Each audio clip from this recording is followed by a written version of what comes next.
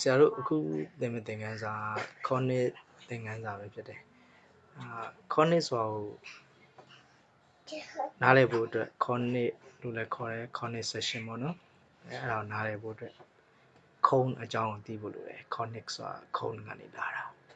အဲ့ဒါ what is a cone နော်ခုံးဆိုတာဘာလဲပေါ့ခုံးဆိုတာညီမတို့လည်းပြောရရင်တော့ခုံးဆိုတာကြောချွန်ပဲဘလို့ကြောချွန်လဲဆိုလို့ချင်းစက်ဝိုင်းပုံ base ပေါ့နော် circular base ရှိတဲ့ကြောချွန်တစ်ခုဆရာတို့ကခုံးလို့ခေါ်တာကြောချွန်ပေါ့ဘာမှလည်းပြောရရင်ကြောချွန်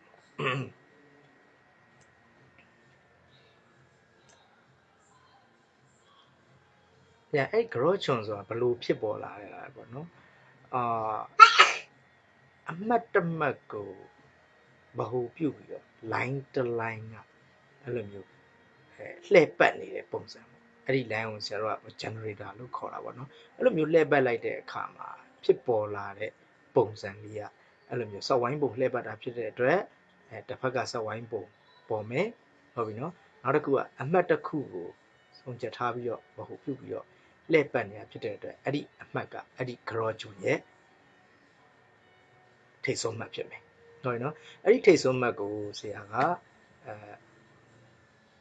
သင်္ချာမှာဆိုလို့ရှိရင်ဆရာတို့ကသူ့ကို Bartes လို့ဟုတ်ပြီနော်အမခေါ်ပြီးတော့သတ်မှတ်တယ်ဟုတ်ပြီကြတော့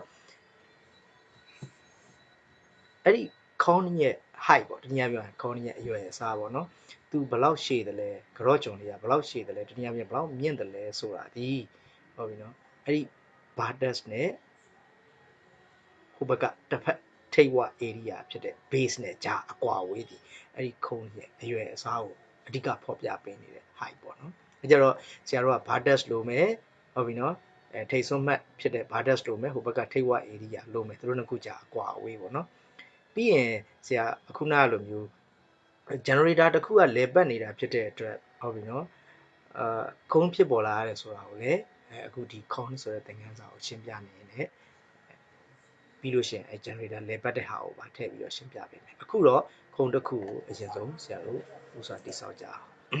အဲ့တော့ခုံးတိဆောက်ဖို့အတွက်ပထမဆုံးဆရာ Bartes တစ်ခုကိုထိတ်ဆုံးမှတ်လေးတစ်ခုကိုသတ်မှတ်လိုက်မယ်ဒီ 3D ပေါ့နော် 3D dimensions နဲ့မှာဆရာ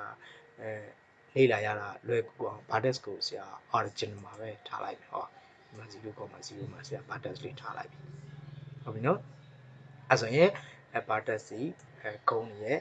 အရွယ်အစားကိုဖော်ပြပေးမယ်ဟုတ်ပြီနော်ထိတ်ဆုံးမှတ်တစ်ဖက်ထိတ်ဆုံးမှတ်ပေါ့အကြိုင်တစ်ဖက်အကွာဝေးကိုဟုတ်လား base မှာ circular base ဖြစ်စေမယ်ဟုတ်ပြီနော်ခုံးရဲ့အမြင့်ပေါ့နော်ဒီကောင်လေးအတွက်ဆရာအမှတ်တမှတ်မှတ်လိုက်မယ်ဒီကောင်လေးဆရာ B လို့မှတ်လိုက်ဟုတ်နော်အဲ့ဒီ B လေးကိုဆရာဒီလိုလို့ဆိုတော့အဲ့ဒီလောက်ပေါ့4 unit လောက်ထားပြီးတော့ဆွဲလိုက်R1B ကို3 unit လောက်ဆရာထားပြီးတော့ဆွဲလိုက်ကြရင်ခုံးကိုပုံမလေးလာရလွယ်ကူအောင်ပုံမြင်တာအောင်ပေါ့နော်ဆရာ Z axis မှာပဲဟုတ်ပြီနော်ခုံးကိုဗဟိုပြုပြီးတော့တိဆောက်ကြဟုတ်လားကဲအဲ့ဆိုလို့ရှိရင်သူတို့နှစ်ခုကြားအကွာအဝေးမှာရှိရဲ့ဟုတ်ပြီနော် circular base တစ်ခုခုဟုတ်ပြီနော်အရွယ်အစားစက်ဝိုင်းမို့အရွယ်အစားတစ်ခုခုနဲ့လဲပတ်နေတဲ့ခုံးလေးတစ်ခုကိုဆရာတို့တိဆောက်ကြည့်လိုက်အောင်ဟုတ်ပြီနော်အဲ့ဆိုရင်ဆရာအဲ့ဒီနှစ်ခုကနေတင်လျော်တဲ့ radius ရှိရဲ့ခုံးလေးတစ်ခုကိုဆရာတို့တိဆောက်မယ်ဟုတ်ပြီနော်ဆရာတိဆောက်လိုက်ပြီဟောအဲ့ဆိုလို့ရှိရင်ဒီမှာက vertex ဒီမှာကတစ်ဖက်ထိပ်ဝါပေါ့နော် base ပေါ့အဲ့ဒီ vertex နဲ့ vertex နဲ့ဒီ base ဆိုတဲ့ B ကြားမှာအဲ့ဒီကြားအကွာဝေးအဲ့ဒီခုံးတစ်ခုရဲ့အရွယ်အစားကိုအဓိကဖော်ပြပေးနေတဲ့အမြင့်ဟုတ်တယ်တရားမြင်ခုံးရဲ့အရှည်ပေါ့ဟုတ်ပြီအဲ့ဆိုရင်ဒီထိပ်ဝ area တွေကဘယ်လောက်ကျယ်တယ်လဲဆိုတာဒီဟုတ်ပြီနော်စက်ဝိုင်းပုံ base ပေါ့နော်အဲ့ဒီ base ဘယ်လောက်ကျယ်တယ်လဲဆိုတာဒီ B နဲ့ဒီစက်ဝန်းပေါ်ကအမှတ်တမဲ့နဲ့ဂျာအကွာဝေးတရားပြောရင်ဒီ cycle အတွက်တော့ဒီစက်ဝိုင်းအတွက်တော့ radius ပေါ့နော်ဒီ cycle အတွက်radius ကဟုတ်ပြီနော်ဘယ်လောက်ရှိတယ်လဲဆိုတာဒီအဲ့ဒီ cone ရဲ့ထိပ်ဝ base ကိုဘယ်လောက်ကျယ်တယ်လဲဆိုတာကိုဖော်ပြပေးမှာပေါ့နော်ဆရာအဲ့ဆိုရင်radius ကိုဖော်ပြလို့ရအောင်ဒီစက်ဝန်းပေါ်ကအမှတ်တမဲ့ကိုဆရာမှတ်လိုက်မယ် A လို့ပဲဆိုကြပါစို့ဟုတ်နော်အဲ့ဒီ A လေးနဲ့ B လေးနဲ့ဂျာအကွာဝေးသည်အဲ့ဒီ cone ရဲ့ base ကိုဖော်ပြပေးမယ်ဟုတ်လားတနည်းအားဖြင့်ထိပ်ဝ area အကျယ်ကိုညွှန်းဆိုပေးမယ်ဟုတ်နော် radius ရဲ့အကွာအဝေးပဲအဲဒါဆိုဆရာကိုအကောင်လေးကိုမြင်တာအောင်ဆရာ r လို့ထားလိုက်မယ်ဟုတ်ပြီနော် radius အဲ့ဒီ radius လေးကအခုဒီမှာဆိုရင်ဘယ်လောက်ရှိမလဲဆိုရင်1.97 ရှိတယ်မြင်တာအောင်ဆရာပြလိုက်မယ်ဒီလို1.97 ရှိတယ်ဗောနော်အဲ့ဒီ r လေးရဲ့အကျဉ်းအကျယ်ပေါ်ကိုမူတည်ပြီးတော့1.97 ရှိတယ်အဲ့ဒီ r လေးရဲ့အရွယ်အစားပေါ်မူတည်ပြီးတော့ဒီထိပ်ဝ area ရဲ့ဟုတ်လားအကျယ်ကပြောင်းသွားမှာဖြစ်တယ်လို့ကုန်းရဲ့အရွယ်အစားကလည်းသူ့ပေါ်မူတည်ပြီးပြောင်းသွားမှာပေါ့နော်ဟုတ်ပြီအဲ့ဆိုဆရာအဲ့ဒီ r လေးကိုကစားပြဒီမှာတော့ဆရာဟုတ်ပြီနော် r ကို0 to 5အတော်အတွင်းပေါ့နော်ကစားလို့ရအောင်ဆရာစလိုက်တာလောက်ထားတယ်ပေါ့နော်โอเคအဲ့ဆိုဆရာ r ကိုကစားကြည့်မယ်အဲ့ဒီ r လေးပေါ့မူတည်ပြီးဟောအခုဒီမှာ atom ဘိုးလေးကပြောင်းနေပြီလားအမှ3 point ဘလောက်ဘလောက် r ဒီ atom ဘိုးကျဲသလိုဒါ5က maximum ထားတာပေါ့နော်0ကအနည်းဆုံးပေါ့ဒါ atom ဘိုး0ဖြစ်သွားတာနဲ့ဒီကောင်လေးက line ပုံစံပြောင်းသွားမှာဟုတ်ပြီ atom ဘိုးကတပြေးပြေးကြီးလာမယ်ဆိုလို့ရှိရင်လေထိပ်ဝ area လေးကဒီတက်တာလေးဟုတ်ပြီနော်ကျဲလာမယ်ဒါ r ပေါ်မူတည်ပြီးတော့ကုန်းရဲ့အရွယ်အစားတနည်းပြောရရင်ထိပ်ဝ area ပြောင်းသွားတယ်ဆိုတာကိုမြင်တာပဲဟုတ်ပြီနော်ဟုတ်ပြီအဲ့ဒီ r ဒီခုံးရဲ့တစ်ဖက်ထိပ်ဖြစ်တဲ့ဟုတ်ပြီနော် base ဘက်ကအကျယ်ဝန်းကိုဖော်ပြပေးတဲ့ radius ပေါ့ဘာလို့လဲဆိုတော့ဒီတစ်ဖက်ထိပ်ဝါက circular ပုံရှိတာဟိုစက်ဝိုင်းပုံရှိတာဆိုတော့ radius ကအဲ့ဒီထိပ်ဝါ area ရဲ့အကျယ်ကိုအဓိကဖော်ပြပေးတဲ့အသက်တစ်ခုပေါ့နော်ဟုတ်ပြီအကျဉ်းသူ့ရဲ့ area ကျင်းတယ်လို့ကျဲတယ်လို့ခုံးရဲ့အရွယ်အစားနဲ့ area ပြောင်းတယ်လို့ volume ပေါ့နော်အကုန်လုံးသူ့ရဲ့အချိုးအစားတွေလိုက်ပြောင်းသွားမှာအဲ့လိုမျိုးပြောင်းနိုင်တယ်လို့တနည်းအားဖြင့် vertex နဲ့ b နဲ့ကြားအကွာအဝေးတည်တယ်ပြောင်းသွားတယ်ဥပမာဆရာ b ကိုဒီမှာကစားပြဟောဒါလွယ်ကူလေးကစားတာပေါ့b ကိုအဲ့လို b ကိုကစားရင်လေဒီခုံးရဲ့အရွယ်အစားကြည့်လိုက်အတူရှိပေါ့နော်အသေးကြီးပေါ့တနည်းအားဖြင့်ဟုတ်ပြီဆရာအဲ့ b လေးကို check ကစားပြ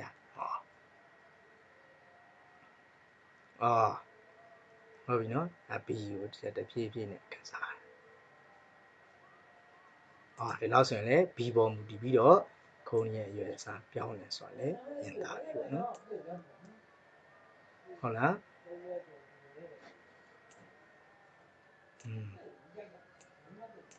ဆက်ဆက်ပြီးလေးနည်းနည်းလေးကြည့်လိုက် okay ဒါဆိုခုံးတစ်ခုမှာဟုတ်ပြီနော် height ဆိုတဲ့ခုံးရဲ့အရွယ်အစားကိုဖော်ပြပေးတာက vertex နဲ့ဟိုဘက်က base နဲ့ဂျာအကွာအဝေးကအမြင့်ဖြစ်မယ်ဟုတ်ပြီနော်ပြီးရင်ထေဝ area ဘယ်လောက်ကျယ်တယ်လဲဆိုတာကိုဖော်ပြပေးတာကဟုတ်ပြီနော် radius နောက်တစ်မျိုးဒီကုန်းရဲ့အရွယ်အစားကိုဒီလိုမျိုး radius နဲ့တိုင်းတာလို့ရတယ်လို့ဟုတ်ပြီနော်ပြီးလို့ရှိရင်ဒီကုန်းဖြစ်ပေါ်လာဖို့အတွက်ဆရာအစာဦးကပြောခဲ့တဲ့ကုန်းဘာကြောင့်ဖြစ်ပေါ်လာလဲဟုတ်ပြီနော်ကုန်းဖြစ်ပေါ်လာပုံဒီ vertex ဆိုတဲ့အမှတ်ကိုဟုတ်ပြီနော် line တစ် line ကနေပြီးတော့လဲပတ်တာစက်ဝိုင်းပုံလဲပတ်တဲ့အခါမှာဖြစ်ပေါ်လာတာပေါ့နော်အဲ့ဒီပုံစံဆရာအဲ့ဒါလေးကိုအဲ့ဒီ line လေးနဲ့ဒီ vertex လေးမှာဘယ်လိုလဲပတ်ရင်ဒီပုံဖြစ်တယ်လဲဆိုတာလေးကိုဆရာဟုတ်ပြီနော်အခုပြောပြမယ်အဲ့ဒီ line ကိုဆရာတို့က generator လို့ခေါ်တယ်အခုဆရာ generator တစ်ခုတိစောက်လိုက်မယ်ဒီမှာ generator တစ်ခုဆရာတိစောက်လိုက်ပြီအဲ့ဒီ generator ဒီ vertex မှာဟုတ်ပြီနော်ထည့်ပြီးတော့ဥမာဆိုကြပါစို့ဆရာတို့ကတံပြားတစ်ချက်မှာအပေါက်ဖောက်ပြီးတော့ဟုတ်ပြီနော်ဒုတ်တစ်ချောင်းထိုးထည့်လိုက်တယ်လို့ပဲအဲ့ဒီဒုတ်ကိုစက်ဝိုင်းပုံဆရာတို့ကတနေရာရာကနေအပေါ်ကနေကင်ပြီးတော့အဲ့လိုလှည့်လိုက်လို့ရှိရင်ဒီလို gross ပုံလေးပေါ်တယ်လို့ပေါ့အဲ့ဒီ generator ကိုဆရာလှည့်ပြမယ်generator လှည့်အဲ့ generator လှည့်တဲ့အတိုင်းလဲတဲ့အတိုင်းအဲ့မှာမြင်တာတယ်အဲ့ဒီအတိုင်းလေးက gross ပုံဖြစ်မှာပဲဒီကောင်ဒီလို generator ဒီလိုလဲလို့ဆရာတို့ gross ပုံဆိုတာဖြစ်ပေါ်လာရခြင်းဖြစ်တယ်ဒါ gross ပုံဖြစ်ပေါ်လာရတာပေါ့နော်သူ့ရဲ့အရွယ်အစားကလည်းဘာကိုဖော်ပြနေတယ်လဲဆိုလို့ရှိရင်ဒီ gross ဟုတ်ပြီနော်ဘလောက်ကြီးတယ်လဲငယ်တယ်လဲဆိုတာဒီလေ generator ရဲ့အကွာအဝေးကနေပေါ်ပြတယ်ဟုတ်ပြီအကျဉ်းအဲ့ဒီအကွာအဝေးလေးကိုဆရာတို့သင်ရှာမှာဘာအနေနဲ့ပြောလို့ရလဲဆိုအခုဆရာဒီမှာ pointer ထောက်ပြထားတဲ့ဟုတ်ပြီနော် generator ရဲ့ဟုတ်ပြီနော်ဒီဘက်က z axis ရဲ့ဒီကြားအကွာအဝေးပေါ့ဒီ angle လေးပေါ့နော်အဲ့ဒီ angle လေးကလည်းခုံးရဲ့အရွယ်အစားကိုဒီဘက်တစ်ဖက် ထိပ်ဝ area ကဟုတ်ပြီနော် radius ကဖော်ပြနေတယ်လို့ပဲဟုတ်ပြီနော်ဒီ angle လေးကလည်းဖော်ပြတယ်ပြန်သူ့ကိုကြတော့ဒီ generator နဲ့ z axis နဲ့ပေါ့နော်ဒီကောင် main axis ပေါ့အဲ့ဒီ axis နဲ့ကြားအကွာအဝေးဟုတ်ပြီနော်ဒီ down လေးပေါ့အဲ့ဒီ down လေးကို vertex angle လို့လည်းခေါ်တယ်အဲ့ဒီ vertex angle လေးကိုဆရာတို့က alpha လို့ပေးကြည့်လိုက်ဟုတ်ပြီနော်ဆရာပေးလိုက်မယ် vertex alpha လို့ပေးလိုက်ဟောဒီမှာဆရာ alpha လို့ပေးလိုက်ပြီအခုဆိုရင် alpha လေးရဲ့ down တန်ဖိုးက 31.23 degree ရှိတယ်ဟုတ်နော်ညရင်ဆရာတို့ကဒီကောင်အကျဉ်းအကျယ်ပေါ်မူတည်ပြီးတော့ alpha ရဲ့ down တန်ဖိုးလေးလည်းပြောင်းသွားဥပမာခုဆရာ r ကိုနောက်တစ်ချိန်ပြန်ပြီးတော့ကစားပြမယ်ပေါ့နော်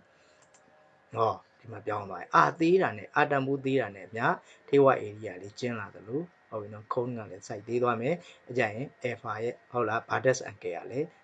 ကျင်းလာမယ်ဟုတ်ပြီနော်အာတန်ဖိုးကြီးရင် vertex angle ဖြစ်တဲ့ alpha ရဲ့တန်ဖိုးကလည်းကြီးမယ်သူတို့နှစ်ခုလုံးဟာခုံးရဲ့အရွယ်အစားကိုတိုက်ရိုက်ဖော်ပြပေးနေတယ်ဟုတ်ပြီနော်စကေး unit တွေပဲ alpha က angle ပုံစံနဲ့ဖော်ပြသလိုနော် alpha ကလိုပဲ radius ကလည်း length အလျားပုံစံနဲ့ခုံးရဲ့အရွယ်အစားနဲ့သူ့ရဲ့ area တနည်းအားဖြင့်သူ့ရဲ့ volume တရှိပုံမျိုးဆက်ဆက်ပြီးဖော်ပြနေတာဖြစ်တယ် okay အဲ့ဆိုရင်ခုံးအကြောင်းဆရာတို့နည်းနည်းနေကုန်ရှုံးရအောင်ကြတော့ခုံးမှာဟုတ်ပြီနော်ထိတ်ဆုံးမဲ့ vertex ရှိမယ်ပြီးရင် base ရှိမယ်အဲ့ဒီ base ဒီစက်ဝိုင်းပုံရှိမယ်စက်ဝိုင်းပုံဖြစ်တဲ့အတွက်ဟုတ်လားသူ့မှာ radius ဘယ်လောက်နဲ့ဟုတ်လား base စက်ဝိုင်းပုံတည်ရှိနေတယ်လေပြီးရင်အဲ့ဒီ base နဲ့ vertex နဲ့ကြားဟုတ်ပြီနော်အကွာအဝေးတနည်းပြောရင်ခုံးတစ်ခုရဲ့အရွယ်အစားကိုပေါ်ပြပေးမယ်အလျားတနည်းပြောရင်အမြင့်ပေါ့နော်အဲ့ဒီကောင်ဘယ်လောက်ရှိတယ်လဲဆိုတာဒီကုန်းရဲ့တည်ရှိပုံကိုဖော်ပြပေးနေမယ်ခုံးမှာပါဝင်တဲ့သူတို့ကချက်လက်တွေပဲ data တွေပဲဖြစ်တယ်။လောက်ဆိုရင်ခုံးအကြောင်းကိုဆရာတို့နားလည်ပြီလို့ယူဆလို့ရပါပြီ။နားလည်လိမ့်မယ်လို့လည်းမျှော်လင့်ပါတယ်။ပြီးလို့ရှိရင်ဆရာတို့ connect session ကြောင်းဆက်ပြီးတော့တွားရအောင်